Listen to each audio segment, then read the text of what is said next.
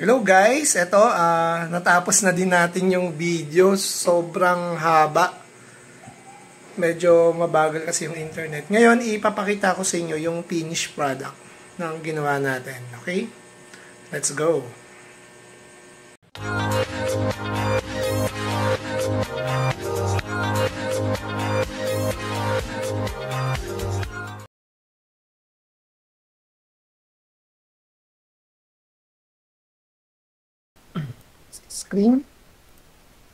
Screen recorded. Ito yung ating finished product. Sabi muna natin to. Publish natin and publish. Okay na siya. Tapos click natin tong open page. Ayan guys, so astig. Astig yung ating yung ating page. Oh. Para magkaroon ka ng automation. Ngayon, hindi pa natin ito natatry sa comment reply eh. Pero, itry na rin natin ito. Pag-click mo nito, automatic guys, papasok na yan sa dashboard mo.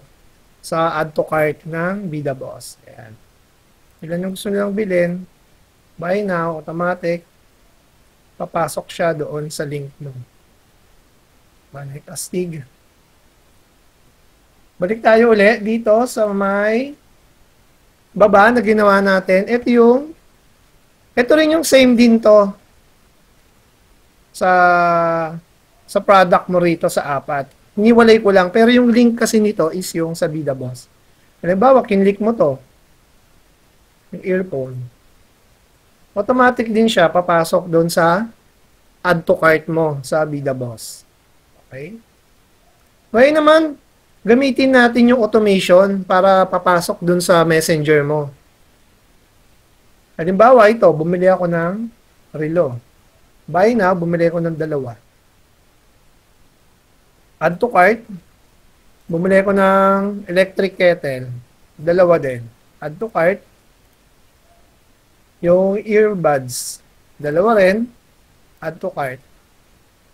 Yung air fryer, 2 rin, tapos buy. Buy now. Magkakaroon siya dito ng checkout. Kasi parang store mo na rin to guys. Ang galing, di ba? Pag checkout mo yan, halimbawa ko yung customer na bumili. Siyempre, indicate ko yung sarili kong address para ma-deliver sa akin yung product. Yan, halimbawa, nalagay ko na yung aking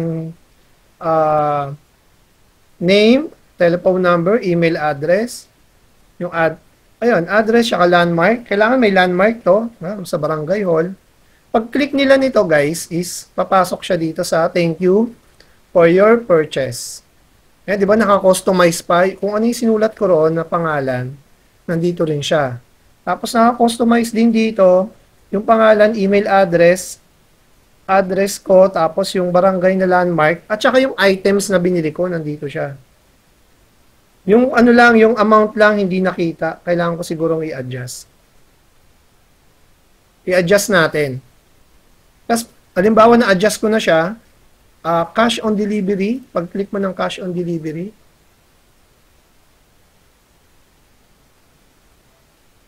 automatic na papasok na siya sa iyong messenger.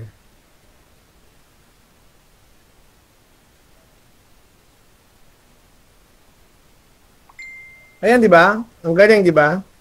Thank you for your purchase, Christopher David. O, ito yung mga in-order ko, di ba? 2 smartwatch, electric kettle, 2. Tapos yung total amount niya, guys, nandun na agad. Hindi ka na mahirapang magbenta. Wala na masyadong tanong-tanong. Tapos pag kilik mo yung COD, syempre, kadalasan yan, COD yan. Meron na ring automation na sasagot na COD. Yan. Pwede mong i-customize kung anong klaseng automation reply yung dapat mong gawin. Kaya yun guys, kung nagustuhan mo, ituloy mo lang yung ating video. Mula umpisa, medyo mahaba siya. Pero bibigyan kita ng list. Ito yung list. Para hindi ka mahirapan sa paggawa ng sales panel. Ito siya guys, how to create your sales panel automation in Be The Boss. And 10 step lang to, guys, 10 step lang, napakadali lang. Ayan, create ka muna ng account mo, syempre, sa Be The Boss. Tapos, create your Facebook business page. O yan, lagyan mo ng mga syempre, alam ko meron ka na yan. Pero kung meron kang ibang product, gawa ka, unlimited naman yung Facebook page natin.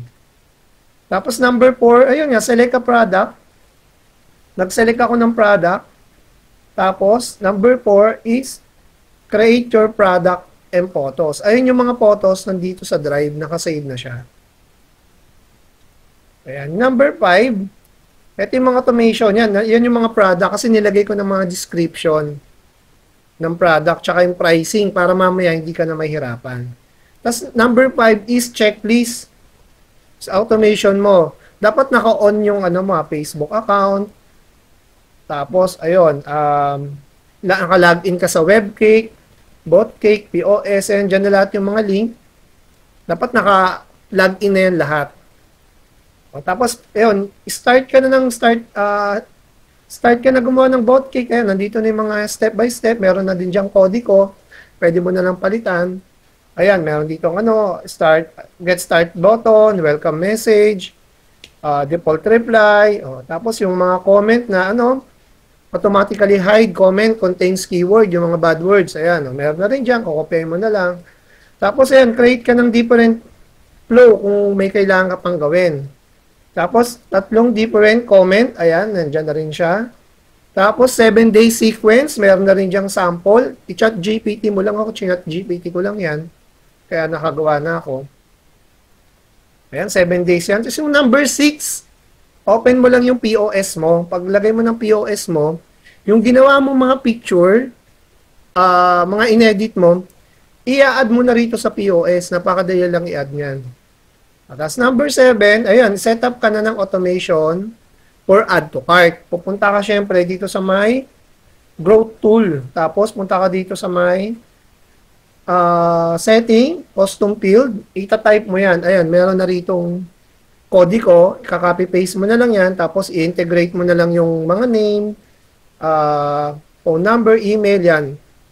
Napakadali na, di ba? Tapos, syempre, meron din tayong button, yung kagaya yung nakita nyo sa baba kanina, na ganito, yung button, ayan. Ayun na siya, may script din dyan. Pero, pwede ka rin gumawa ng script kung ano yung gusto mo. Tapos yun, number 8, di ba? Number 8 is order form. Gagawa ka lang ng order form. Parang ano lang siya, ganito yan, may sample na nga rito. Ayan, may sample na siyang ganito. Parang ganito siya, order form, kung makikita mo. Yan, order form, ito siya. Ayan. Order form. Sa pop-up siya makikita. Ayan, ganyan siya. Nandito na rin yan sa notes, ayan.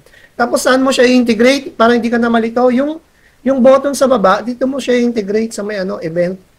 Ilalagay mo siya as panoorin mo lang yung video. Tapos, syempre, final number 10, gagawa ka lang ng pop-up delivery form. Kagaya ng pinilapang ko kanina. Eto. Napakadali lang niyang gawin. Actually, pangit ako mag-design. Kaya mong gawa ng magandang design yan. Kaya yun, guys. Pinaka-final is yung first.